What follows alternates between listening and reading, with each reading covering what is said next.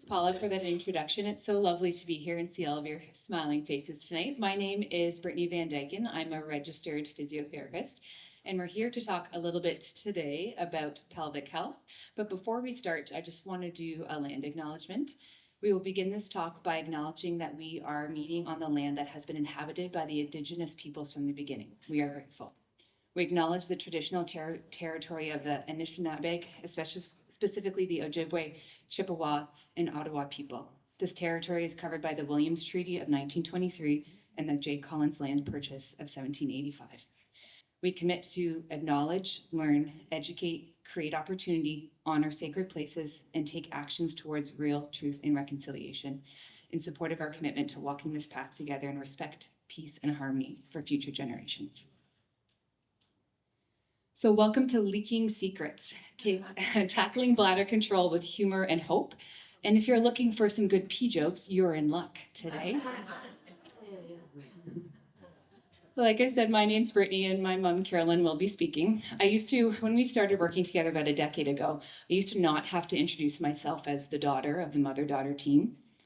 Unfortunately, I do now. People are starting to mistake us for sisters, so that's great for Carolyn. Not so great for me.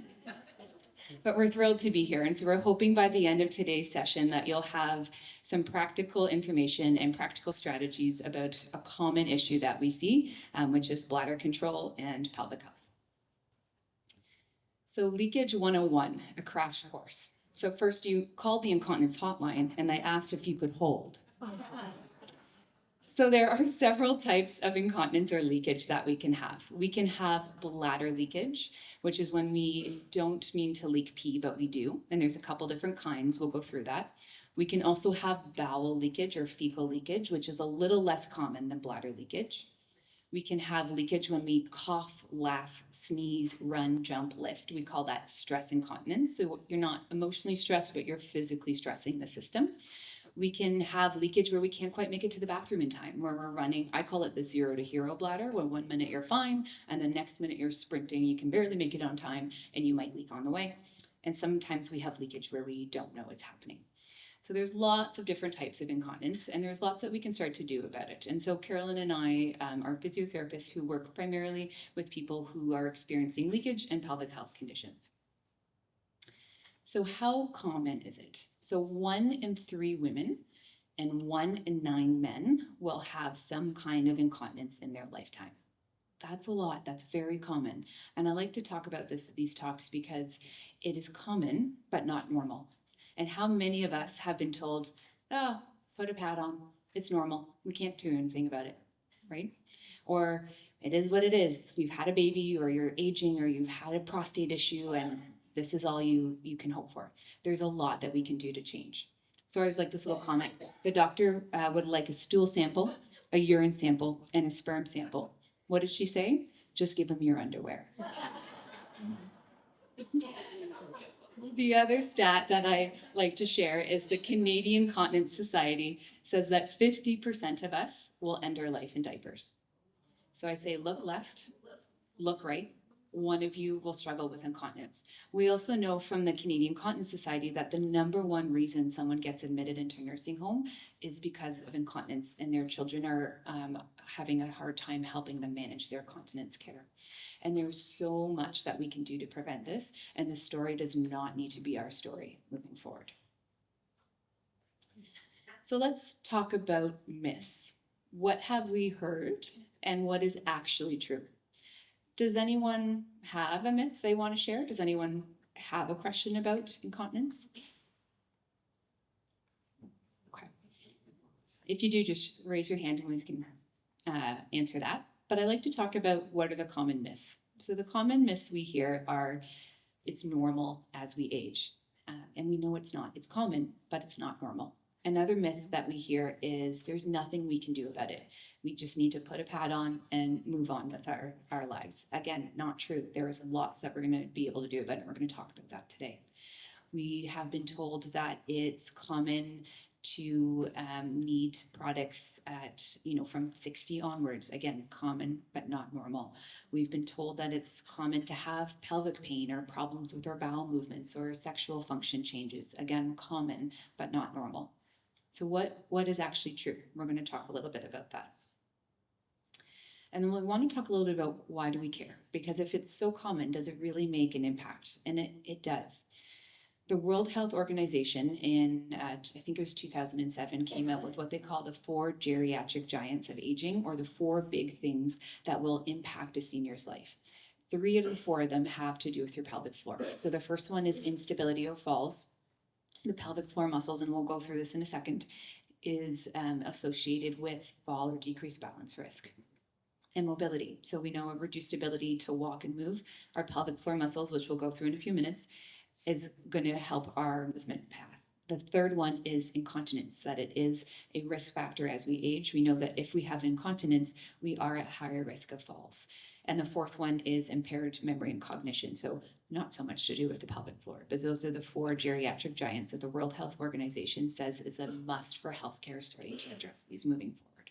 And it's a costly problem. So again, the Canadian Continence Society says that the average person who is struggling with incontinence will spend $1,000 a year on continence products.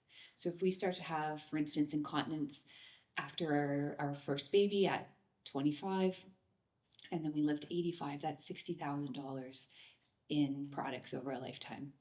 We also know that there's a lot that we can do about it. And so that the cost of seeing physiotherapy for this is about $500 a person for a curative fix.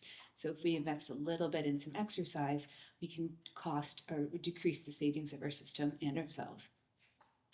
So I always like this one: with age comes new skills. You can laugh, cough, sneeze, and pee all at the same time.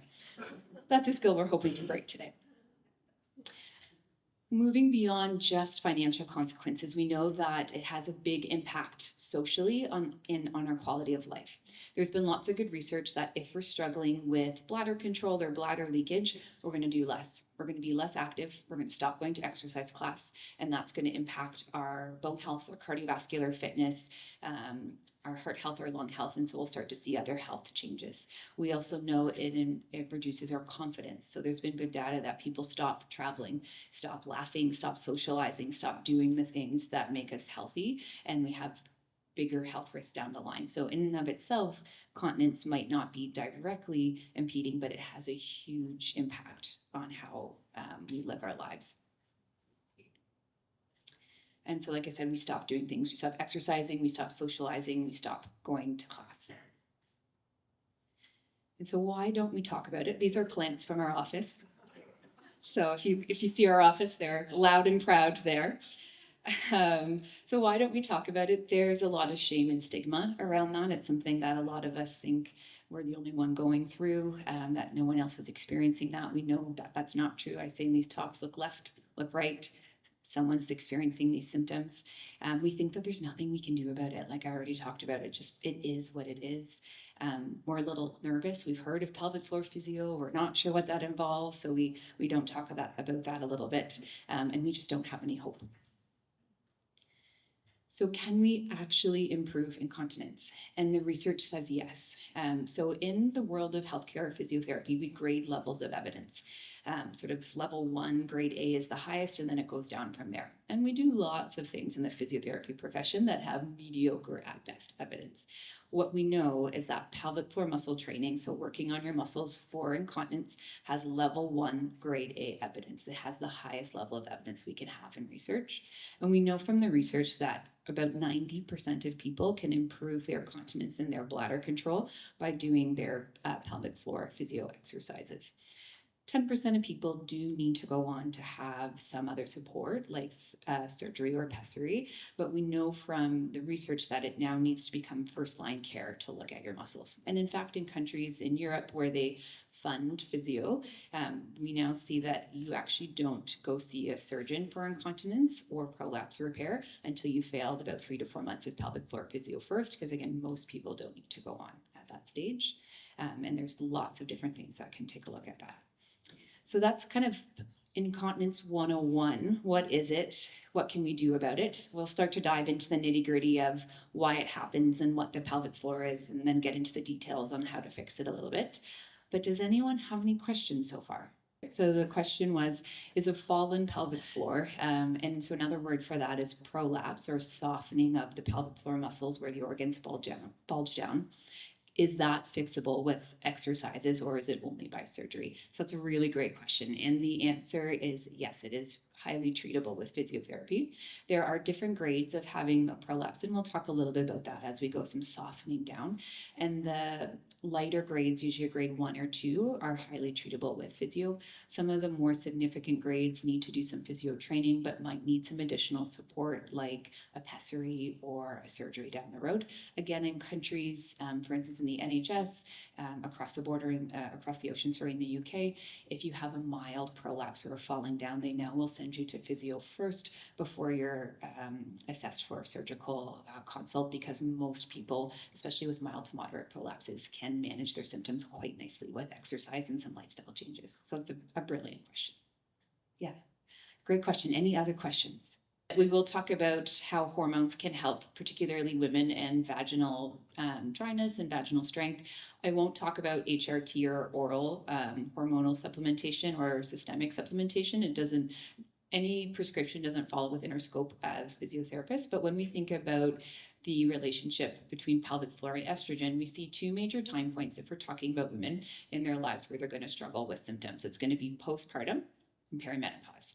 And part of perimenopause, whether you're kind of around or post, is that we will see a decline in estrogen.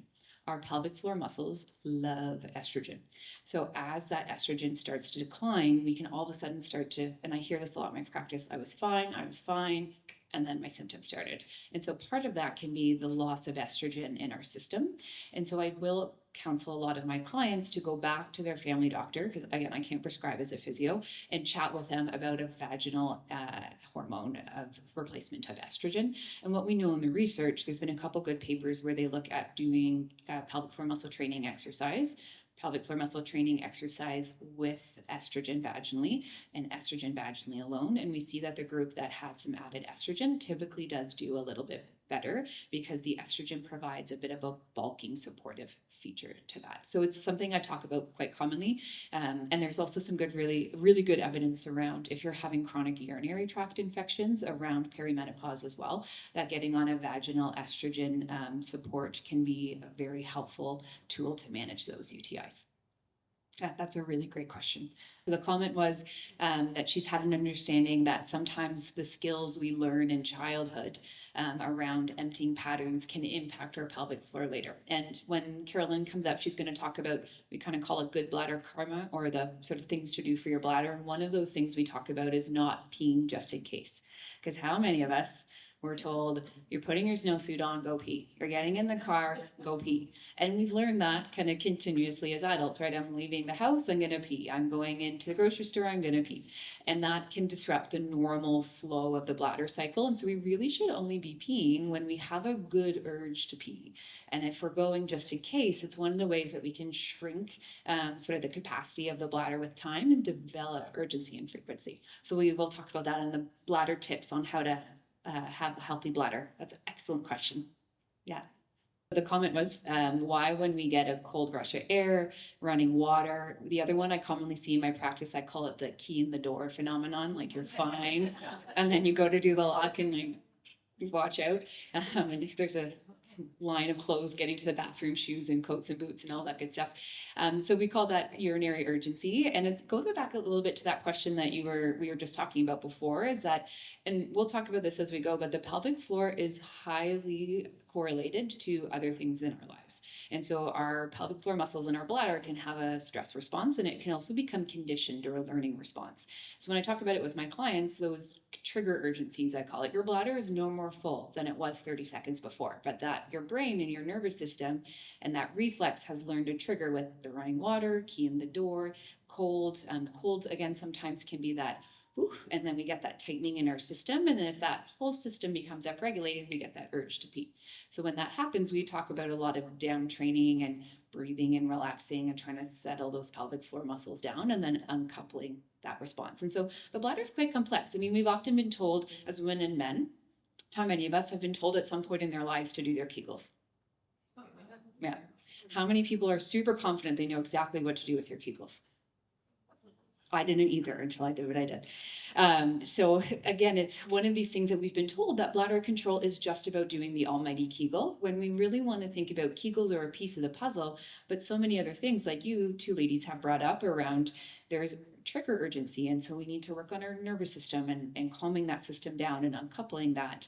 If we've had not great bladder habits and, every time we get in the house, we go pee, your brain starts to become conditioned that that doorknob means I get to go pee. And so that reflex loop can change. So it's a really good point. And there's lots of things that we can do to uncouple that. So 0 to hero bladder. So let's dive into the nitty gritty. When we talk about all things pelvic floor and incontinence, what it really boils down to, what we're looking at are the grouping of pelvic floor muscles. So this is Petunia. She's my pelvic floor model.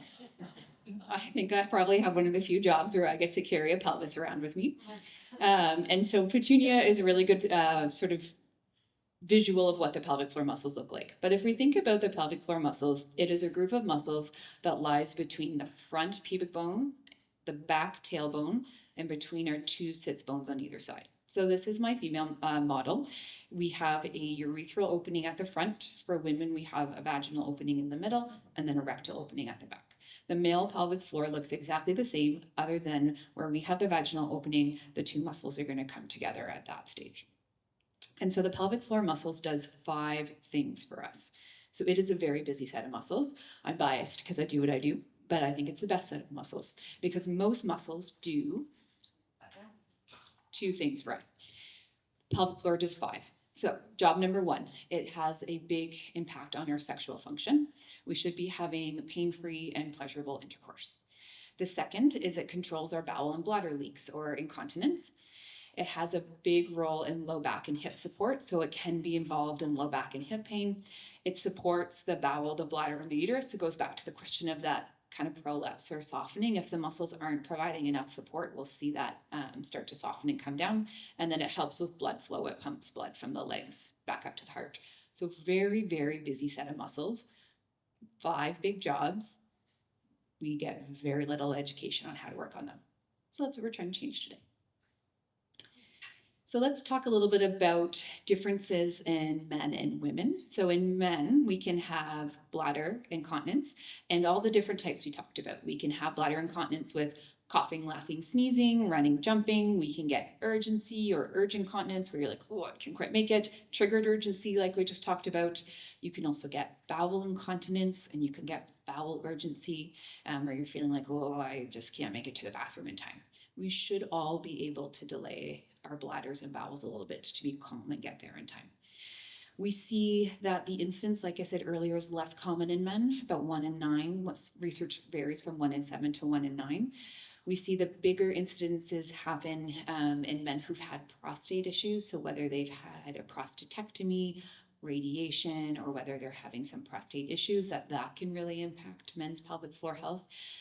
We kind of sometimes say in the physio world that the prostate gets framed, it gets blamed for all these bladder issues, and it can be a piece of the puzzle, and it absolutely needs to be addressed, but it doesn't always explain the full picture. Because we see lots of men in our caseload where they've gone on their prostate meds, they've had their treatments, their bladder is a little bit better, but they also need to work on their pelvic floor. It's a combined approach. We also see in men that you can get more nocturia, so getting up at night. Does anyone know the number of times is okay to get up to pee at night? Bingo. Yeah, so 0 times a night before 60, 65, 1 time a night after 60, 65. So if you're getting up more than once a night, then we can call that nocturia or nighttime boarding. And that is, again, a bit more when I chat with men about their pelvic floors. Sometimes it's incontinence, sometimes it tends to be more urgency, frequency, and getting up at night to pee. Does anyone know how many times we're supposed to be peeing in the day? There will be a quiz. It's 5 to 8, or about every 2 to 3 hours, depending on how long you're up through the day. So if you're going more than that, then you have a bit of frequency happening. So that's sort of pelvic floor health in men, some of the big changes. We know that if a man does have a prostatectomy, prostate treatment, there is really good evidence that starting your pelvic floor muscle training soon after a prostatectomy or prostate treatment has a huge improvement. And there's really good research behind that piece. And when we chat about it in clinical practice, it's actually a very underserviced population. There are many men who've had prostate issues who are really struggling and have not been told that there is help for that piece. In women, so we see, again, same things: bowel incontinence, bladder incontinence, urgency, frequency, nocturia, getting up at night. Again, we see 2 time points in a woman's life. Again, typically postpartum, can be in pregnancy as well, or in menopause, often because of those estrogen changes. Like we chatted about, that was a really great question. Getting on some vaginal estrogen, so having that conversation with your primary care provider, if it's safe and right for you, can help and can be additive to that. We're more at risk as women because of our hormonal changes, and we're more at risk if we've had pregnancies and deliveries, because it just is a bit more load and strain on the pelvic floor. And when we structurally have one more opening in the pelvic floor, so there's just a little bit more that can go on, which is why it's 1 in 3 women, but 1 in 9 men. We would be remiss to talk about pelvic floor health if we were not going to bring up constipation or bowel movements. So this is called the Bristol Stool Guide. We have these in our office all framed, and we look at poop charts a lot because it matters a lot. And so Carolyn and I always say, turn around and look at what kind of stool that you're getting. But constipation, continence, pelvic floor issues, they go hand in hand with each other. Constipation will make our pelvic floor problems worse. If we can get constipation if we're not exercising enough, if we're not getting enough fluid or water, and if we're not getting enough fiber. So working on your constipation, and we'll chat about that in a second, is a really important tool. I say to people, there's only so much space in the pelvic bowl. So if you're not having a good bowel movement every single day, that is smooth and easy to pass, that puts more pressure on the bladder system, increases your rate of incontinence, more tension, more urgency, more frequency, or just not clearing the stuff out. So we really want to be having a good poop every day. My chart maybe gives it away, but does anyone know what kind on that chart we should be aiming for? Number 4? Yes. So type 3, type 4. So the first 2 types, type 1 and type 2, are considered constipation. We call those like little rabbit pellets or really firm, hard stool. That significantly increases your risk of pelvic floor tension. It can also cause hemorrhoid fissures and pain. Again, those are all very treatable things that a lot of us have been told we need to live with. We want to aim like for a type 3 or type 4. And then type 5, 6, and 7 tend to be more lucent and diarrhea. So those are not ideal after. And again, sometimes we look with some of our clients around if they're having a lot of bowel urgency or bowel control issues. If you are having not the type 3, type 4 stool, then getting to a good stool type can really help manage those symptoms quite nicely. So become familiar with what you're looking at. We're going to talk a little bit about some tips and tricks for bowels at the end. We'll kind of go through next, and we're going to switch off in a second. Carolyn's going to talk about why we get pelvic floor symptoms, who's at risk, and then what we can do about it. Some really practical strategies that you guys can take home. And then I have summarized this all in a handout, sort of 6 steps for pelvic floor health. So don't worry about memorizing any of that. But one of the things I say to people is start paying attention to your stool. It tells you a lot about how your system is moving. So I'm going to switch over to Carolyn now. She's going to chat a little bit around, I kind of did 101. She's going to start to talk a little bit about who gets it, what we can do, what we can start looking at. All right. So 1 in 3 women, 1 in 9 men. Who is at more risk, right? Who gets pelvic floor problems and why? That's kind of what we want to figure out, because it's not kind of equal across the board. So we've come up with this acronym called STAND, and what it stands for is stress, first of all. So S stands for stress. Why does stress count? Why does it matter? Well, there was a really interesting research study done about 25 years ago now that showed women, sorry guys, we've never done this study on men, we suspect you're no different. However, on women, if you show women very frightening film and you put muscle sensors over her body, before she moves away, blinks her eyes, says, I'm scared, her pelvic floor tightens. We're hardwired to protect our pelvis. Why? sexual function, bladder function, bowel function, procreation. We could argue that everything that's important for survival happens in your pelvic floor. So when we're stressed, do you know what happens to our pelvic floor? It gets tight. If your pelvic floor is tight, how well do you think you're going to do with Kegels? Probably not that well, right? Which is sometimes why we've done Kegels. Why am I not any better, right? So that's stress, trauma, childhood trauma, sexual trauma, physical trauma, emotional trauma. Again, the pelvic floor is an area that we protect, right? It makes sense that actually if we are survivors of trauma, that our pelvic floor may reflect that and may have more of a tension problem, not just a weakness problem. Everyone hold your hand in a fist. I promise I won't make you hold that fist for the next half hour, but if you did, and I went to say hi to you after the talk and we shook hands, it would be hard to have a good handshake, wouldn't it? You wouldn't be very strong. So when muscles are held in a short and tightened position for a period of time, they become weak, right? But tension and weakness then kind of go hand in hand. Additional health concerns. So we're talking more kind of what we call other health conditions that can impact the overall health of our system. So the big ones are like fibromyalgia, for example, or bowel disease like ulcerative colitis, Crohn's disease, diabetes, any sort of comorbid, that just means a health condition that you're kind of carrying around through life. That puts your pelvic floor, your bladder and bowel health at more risk as well, right? So I want you to start thinking for yourself, is this me? Is this something that may be impacting me? N stands for neglecting rest and recovery. So the other group of people that we see a lot in our office are our triathletes, our runners, and our cyclists, and our people who put in lots of mileage or lift lots of weights or do lots of exercise, and they kind of neglect the rest and recovery piece sometimes.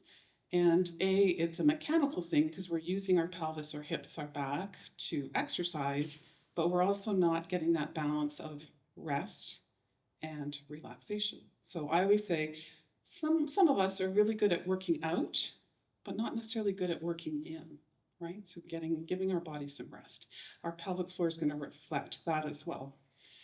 And then decreased physical fitness. So again, these are just muscles, like every other muscle in our body. It has more jobs than all the other muscles in our body, but it is also prone to weakness and stiffness, just like the other muscles in our body, right? So when our pelvic floor muscles aren't all that healthy, what are the things that we can see? Well, certainly incontinence, which is what Brittany was already talking about, and the different kinds of incontinence. Pelvic organ prolapse, which someone has brought up already, which is where your organs are pushing your vagina down and out, okay? Your organs don't come out of your body, except for maybe your uterus. Your uterus can actually descend, okay? Low back pain. So we did a study in 2018 that we published, and we looked at women who came to a physiotherapy practice, an orthopedic physiotherapy practice with back pain. Again, the study was done on women. So men, I'm really sorry, in this area of pelvic health, you're behind in research, okay? Which is really unfortunate because men are struggling, but we don't have as much research on men as we do on women. Unfortunately, when it comes to sort of just general pain, we have a lot of research on men and not as much research on women. And guess who has persistent pain more? Women or men? Women, right? So we do have to play catch up. However, we did the study. We looked at women who were coming to an orthopedic practice for low back pain. And we asked the question, how many of them had at least one pelvic health complaint? 95%. And when we did a blinded examination, so that we weren't blinded as clinicians, but we didn't know which women had a pelvic health complaint, which women didn't, we found that the majority of them, 71%, had too much tension in their pelvic floor, and many less of them were weak. So again, we have to stop making the assumption when we have a pelvic floor problem that Kegels are the only answer. Kegels are the thing. things we need to do, okay? So this is in women with low back pain. So if you're struggling with low back pain and you have a pelvic health complaint, those two things go hand in hand. We have to think about both of the areas of the body, okay? Hip pain. So the pelvic floor muscles, can I have Petunia?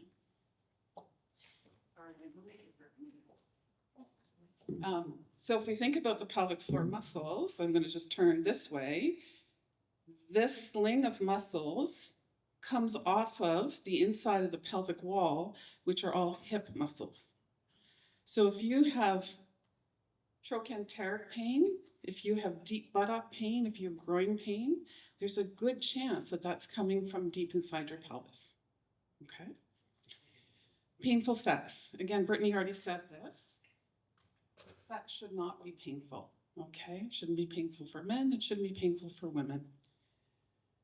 Painful periods. So a lot of women who have tension in their pelvic floor, who've had other sort of issues hormonally, will also have period pain. Again, not normal. Non-bacterial prostatitis for men. So again, frequency, urgency, maybe pain with urination, pain with ejaculation. All of those things can be signs of just an irritated prostate and an irritated pelvic floor. Constipation, irritable bowel syndrome, and bowel and bladder pain. Okay, so those are all things that can happen as a result of your pelvic floor not being healthy. Any comments or questions about any of those, or any definitions that you're not sure about? So the question was, are menstrual cramps normal? And so some discomfort with your period is probably normal. If you have to take medication every day, like for the first day of your period, the first couple of days, or you have to go to bed and you can't make it to work, so that level of pain where it debilitates you is not normal. Yeah. Amazing how we have normalized period pain, right, in our culture? Yeah, it's not normal. And there's lots that you can do about it. What is prostatitis? So prostatitis, anything itis, is inflammation. So prostatitis is inflammation of the prostate. You can have bacterial prostatitis, which needs to be treated with an antibiotic, and you can have non-bacterial prostatitis. So it has all the burning, irritation, pain with ejaculation that you might expect with acute bacterial prostatitis, but there's no bacteria. And so in those cases, we talk about the prostate being framed, like we blame the prostate, but it's more often a system problem. Okay. Any other questions? Okay. All right, so you've kind of got a sense already that we're talking really with the pelvic floor muscles about kind of two types of muscle problems. We can have muscles that are too tight, and we can have muscles that are too weak. And kind of like the Goldilocks principle, we kind of want muscles that are just right. They're able to relax, and they're able to contract, and then they're able to relax again. So it's really that system, right? So when it comes to kind of this belief that we have that really pelvic floor strength is, or pelvic floor problems are all about doing Kegels, we need to just look to our athletes for a moment, because actually a lot of our athletes are highly incontinent. It's actually pretty common in our high-level athletes. About 40% of high-level athletes are incontinent. Those are really strong people, right? When we look at our women athletes, and we look at the women who train the same, the ones who are continent and the ones who are not continent, the difference is the ones who are not continent are actually stronger. It's not that they're weak, it's that their muscles are too tight. This is the group of people that are overtraining their abdominal walls and their pelvic floors, just through activity, okay? All right, so what do we do about it?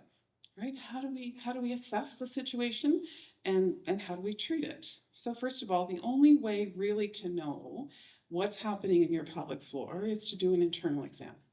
Okay? But we can start to look at some broad lifestyle sort of pieces and understand there are many things that we can do that can help our pelvic floors be healthier and help us have healthier systems. Okay? And so I like to sort of use what I call the RAMS protocol. It's just a nice, easy way to remember it. So R stands for relaxation, A stands for activation, M stands for mobility, And then S stands for strength. So strength is important, Kegels are important, but see where it falls in the RAMS protocol? Kind of right at the end. If our muscles aren't healthy and moving well and able to relax, we can't really strengthen them, right? And so what does that really look like? Well, that means that when we think about pelvic health, and remember Brittany talked about how important pelvic health is for just overall aging well, when we look at the World Health Organization and the 4 geriatric giants of aging, we have to think a little bit more about just what is our lifestyle like and what are the things that we can change. And I always like to say to people at this point, pick one thing, right? I'm going to give you a bunch of things to think about. What's the first thing that you can change, and what's probably the most important thing for you? That's going to be really individualized, okay? So when we think about lifestyle, I think about the blue zones. Does everyone know what the blue zones are? Just raise your hand if you've never heard of the blue zones. All right, there's enough people here. We should talk about the blue zones for just a moment. The blue zones are about 5 or 6 areas in the world that actually have the most centenarians. Have you heard that? Yeah. Okay, so the highest number of people who live to 100 plus, but they also have the highest number of people who live to 100 plus healthily. Because none of us really cares to live to 100 if we're in a nursing home and we're incontinent and we have dementia, right? That's not quality of life. So now we're talking about people who live a really good quality of life into their 100th year, right? And so what do they do well? Well, there's some really key differences, and we're going to be talking about these. All of them are very active. They walk. They don't go to the gym. They don't lift a bunch of weights, but they're actively involved in life. How many minutes a week should we all be walking according to the World Health Organization? Yeah. 150? Excellent. 150 minutes. Yay. Okay. So 30 minutes, 5 days a week, right? If we do that, then we can maintain the best state of health overall. And we'll talk about the importance of that in just a moment. So the blue zones do some of these basic things really, really well. They're strongly socially connected and they eat good food. It's the basic stuff. We sometimes make it more difficult than it needs to be. So what does relaxation look like, and who might need to relax? So if you're sitting here and you're thinking, I'm struggling with some incontinence, right? That is part of my health presentation right now. My question for you is, do you also struggle with poor sleep? Do you also struggle with some persistent pain? That's pain that lasts longer than 3 months. Do you also have an overactive bladder? Or do you experience painful sex? Have you struggled with hormone changes? Maybe you're postmenopause. Maybe you have chronic prostatitis. Or maybe you just want to age really well, right? If any of those things are true, to start on this journey towards good pelvic health, you need to start with some relaxation. You don't need to start with some Kegels, okay? So what does that look like, right? Well, first of all, here's that study that I was talking about, right? The study by VanDyken that showed, listen, the first muscles to respond to stress are our pelvic floor muscles. So recognizing that that's going to reflect the overall state of our system. So this is Dr. Herbert Benson, and he is a doctor. He's actually passed away the last couple of years, but he spent his whole career at Harvard Medical School. And he studied the impact of relaxation practices on our health. And his conclusion through his whole career was to say, the most important thing that we can do for our health is to have a simple relaxation practice every day. I call that working in. And that's counterculture for many of us. For many of us, we think about working out, don't we? We need to walk, we need to lift some weights, we need to go to the gym. And don't get me wrong, those are really important things, right? But we also need to work in. And he'll say, with all the research that he did, it can be as simple as doing a breathing practice. And everyone can do a breathing practice, right? You stop, close your eyes if it's comfortable. You breathe for 10 minutes. That's the magic number. And when you breathe, what you try and do is you calm your thinking brain. So he'll say, pick a phrase. Canada is the most beautiful country in the world. Yes, agreed? Yes, right? Canada is the most beautiful country in the world. So as you're breathing, you just say that statement or whatever statement you want to yourself, and your mind will wander. How many people have monkey brains? Right? It's hard to be still. It is, but it's a muscle. Your brain is something we can train. And if you practice for 10 minutes a day, just being quiet, breathing deeply and softly, and saying a statement to yourself, your whole nervous system will learn to do this a little bit more. And your pelvic floors will thank you. Okay, that's number one. Here are other relaxation practices. Yeah, the question is there a better time? There really isn't, okay?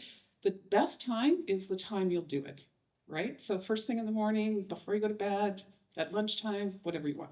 Let's not give us too many rules. We have too many rules to live by. How about slower, smoother, longer breathing, okay? When we think about deep breathing, this is what deep breathing could look like. That doesn't sound very relaxing to me, right? So smoother, softer, longer. Just focus on a nice in and a nice out. Yeah. Beautiful. Great question. There was another question, maybe. No? Okay. Lots of stress management tools. Some of this will appeal to some of you, some not. You could do yoga. You could do meditation. You can do Tai Chi. You can do Qigong. Any meditative movement practice that focuses on calming your central nervous system is super good for your bladder, your bowel, your pelvic floor. Okay, and all those other chronic overlapping conditions that you have, right? A stands for activation. Okay, activation just means let's walk. Let's move our body. We're meant to move our bodies. 30 minutes, right, is kind of what we talked about. We'll look at that study in just a moment. But basically, if you have incontinence and you have any of these other sort of issues coming along with it, before you even think about strength training, how about just moving your body for 30 minutes, 5 days a week? Start there. There's a really cool YouTube clip called 23 and a half hours. If you've not watched it, I would highly encourage you to do so. Basically, Dr. Mike Evans, a preventative medicine physician in Toronto, says, he takes you through the literature and he says, listen, if your physician, if your doctor's hands were tied and they could only prescribe one thing moving forward for every health condition that you have, what one thing would they prescribe? What would help with more conditions than anything else? Spoiler alert, walking, okay? 30 minutes of walking will make you healthier than anything else that you can do. So if you've got bladder issues, if your bowels aren't moving regularly, if you've got pain, start walking. You will feel better.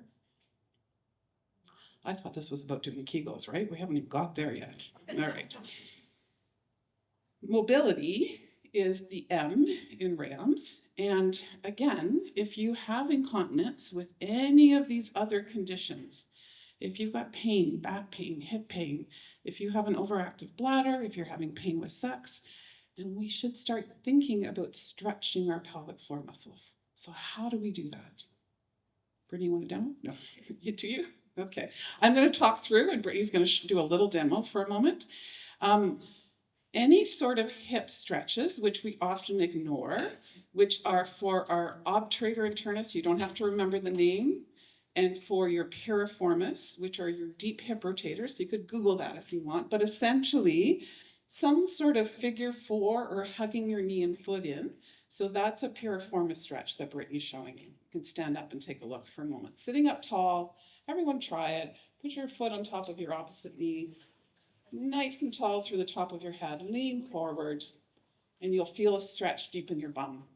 Okay, we often forget to stretch these muscles. So that's a piriformis stretch. An obturator internus stretch is when you hug your knee and your foot in together at the same time. So Brittany might be lying down with her one leg straight. It's okay, Brittany. Oh, she's gonna lie down. Why not? And she's gonna hug knee and foot in. That is a really nice hip rotator stretch as well. That's where your pelvic floor anchors to. So stretch those muscles, okay? And then cat-cow. How many people do cat-cow sometimes, right? So it's a great low back stretch, but it also mobilizes your pelvic floor. So if you grow tall for a moment and arch your spine, can you feel that your pubic bone and tailbone move away from each other a little bit? And when you round your spine, your pubic bone and tailbone move towards each other. Doing that 10 or 15 times, morning and night, can really start to relax your pelvic floor. Okay, super. And not everyone has to get down on hands and knees. You can do it on the chair. All right, to stretch your pelvic floor if there's some indication that it's tight. And then the last S, we're finally at strengthening. Now we're going to talk about Kegels. And so we don't go to Kegels necessarily until all of the tension and the sensitivity in those structures is better. Now we can talk about strengthening, okay? What does that look like? So this is a female pelvic floor. Again, sorry guys. Women have one more opening, so we have to think one more area. I'll give you some cues that really work well for men as well. The problem with our pelvic floors are all the muscles are inside. We cannot see them.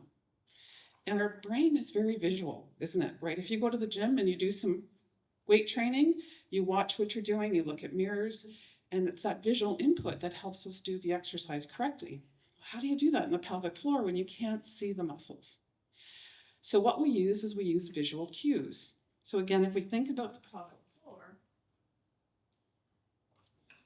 and we think about the vagina, the urethra, and the anus, we want all those muscle areas to be involved in the Kegel. So for women, we're often told it's like stopping a midstream urine, right? So if you do that, you're probably going to tighten around your urethra and your vagina, but you're probably not going to get any of those deep rectal muscles going. And those are part of your pelvic floor. I have to tell you, most of the men that I see, when I say, okay, show me what a Kegel looks like, what are you doing? They're contracting their back end. They're forgetting that they have muscles around the base of their penis as well. So it really is about getting all the muscles going together, okay? So we use some visual cues to start with. We think about, for women, we think about the 3 tunnels into the pelvic floor, the urethra, the vagina, and the anus. And if you want, close your eyes for a moment with me, and I'll guide you through a little bit of a let's find these muscles moment. If we think about the vagina, I want you to imagine there's a ping pong ball sitting right outside your vagina. I want you to squeeze the ping pong ball with your vagina and lift it up and in. That is a mid-pelvic floor contraction. And now let it go, okay? Your back end is your anus to your rectum. It's a little bit smaller, so we think about a marble. Imagine a marble sitting right outside your anus. Squeeze the marble with your anus, lift it up and in, and then let it go. Those urethral muscles are right at the front. You know where you pee from. Imagine a raisin sitting right outside your urethra. You're going to squeeze the raisin with your urethra and lift it up and in. And when you get really good at that, you can try and do them all together. Okay, that would be a full Kegel. How many do? We do 30 reps. Once we're getting to that strengthening phase, 30 reps once a day for probably a month or 2. And then we'll talk about how to keep them strong, okay? Men, you too have pelvic floors. However, different cues work better for you. The cues that the research shows work better for men are, imagine if you kind of held onto the base of your penis and just gently drew it away from your body. You think about your penis like a train. I want you to bring the train back to the station. Okay? So bring the train back to the station works. Or men, you're walking into a very cold lake, May long weekend. And you're getting a little deeper into the lake, and all of a sudden your testicles are being hit by that very cold water, and everything draws up and in. That is a Kegel. So again, learning where the muscles are, how to contract them, how many to do. Men are told so many crazy things. I have some men on my caseload who've had prostatectomies who are being told, do 200 a day. Wow. A, there's no life beyond 200 Kegels. And B, nobody needs, that's way too much contraction, right? So 30 is the magic number according to research. And so 30 repetitions, holding for 5 seconds, relaxing well in between. If we train consistently for a month or 2, most of us should be strong enough at that point. Okay? Now, what else actually adds up for good bladder control? Brittany's already talked a little bit about some of the stuff. The first is stop going to the bathroom just because it's convenient. I'm leaving the house, I should pee. Bad idea. Your bladder is not getting a chance to learn how to stay full and be filled up properly, okay? Now, when you leave the house, you could say, when's the last time I peed? It was an hour ago. I'm fine. I can go 2 to 3 hours. I can run to Metro and be back again. I don't have to worry about my bladder. That's a training issue, okay? And we overtrain. So there was a question about waiting too long between voiding, but for most people, it's the opposite way. Okay, they go too often. Don't rush to the bathroom. When your bladder is overactive, when it's like, oh, I gotta pee, it is having a temper tantrum. If you have a 2-year-old with a temper tantrum and you give in to that temper tantrum, what happens? It gets worse. Have you noticed that if you have overactive bladder? The more you go, the more you like, I should go, or quickly, I gotta go, I gotta rush. It actually, over time, your frequency, your urgency, and your overactive bladder will get worse. We always say, freeze, breathe, and squeeze. So if your bladder's having a temper tantrum, you stop, take a couple of slow, relaxed breaths, calm your system down, and then do 3 to 5 Kegels and relax your bladder. All right, do I have to go? Yes, I do. Okay, I'm gonna walk to the bathroom. Okay, so that's a bit of a training thing, totally doable, right? Stay hydrated. If your urine's too concentrated, you'll get more frequency and urgency. A lot of people with bladder issues that I'm gonna dehydrate myself because then I don't have to pee so much. It actually gets worse.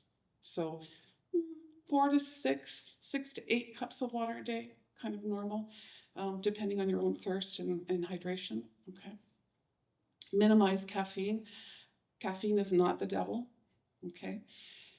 You can have a bit of caffeine and have overactive bladder. If all you're drinking is coffee, you're gonna have an overactive bladder, right? So there's rarely a time that I have a patient with overactive bladder that I say, you need to stop your coffee.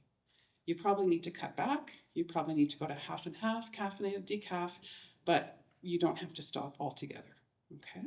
How much is too much? How much is too much? Depends on the person. If your bladder is behaving and you're sleeping and your bowels are working well, I'm not going to tell you how much is too much. Your heart's doing well. So there's lots of reasons that too much caffeine can have an impact. Some people do better with caffeine than other people do, so you kind of have to know your own system a little bit as well. But generally, if you have a coffee, we'll say that that's a -1 for hydration. It takes water out of your system, and water, anything non-alcohol, non-coffee will put water or fluid into your system. So we want to end up at the end of the day around +6. So if you have 2 coffees and 8 cups of water, you're at +6. Does that make sense? Yeah, okay. And again, everyone's a bit different. Here's one. How many people know that they should use a footstool to have a bowel movement?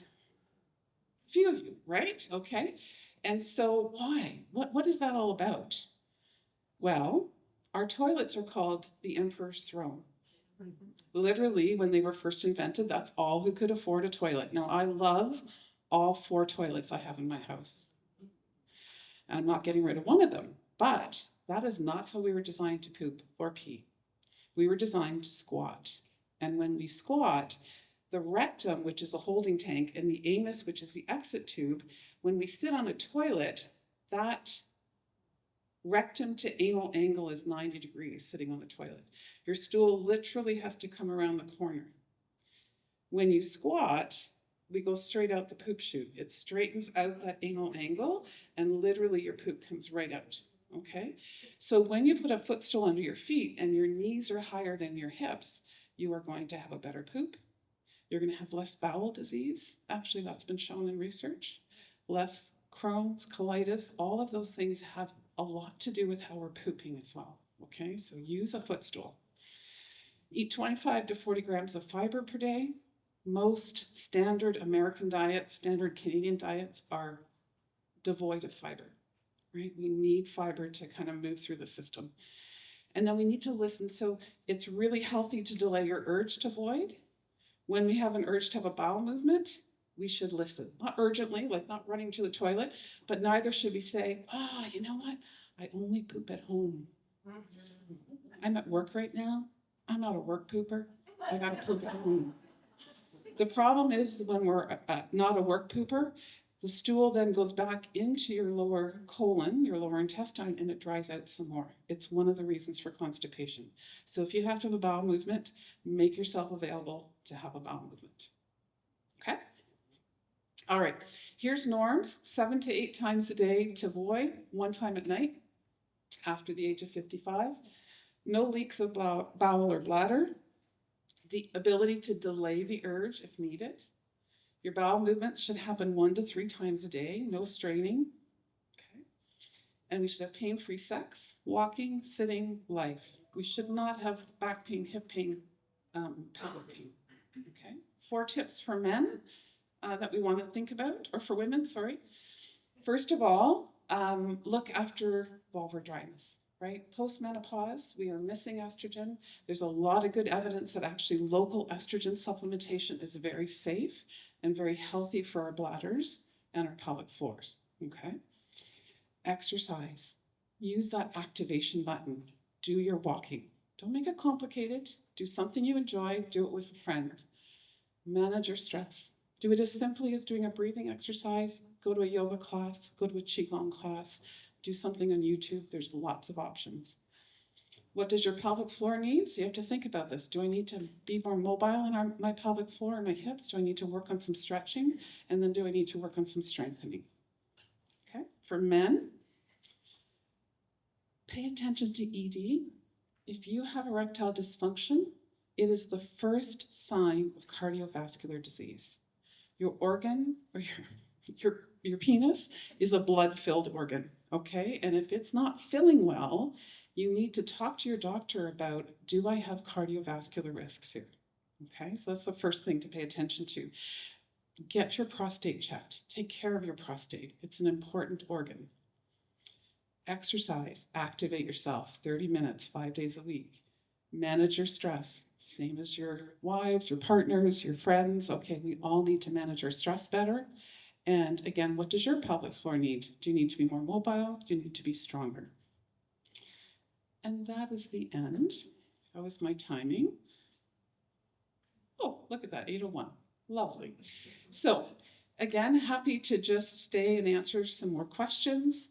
I recognize that this is a sensitive topic and something that isn't easy to necessarily discuss in a public forum. Please take a picture of our email address. We're happy to chat with you by email if you have questions that you don't necessarily want to bring up in this forum.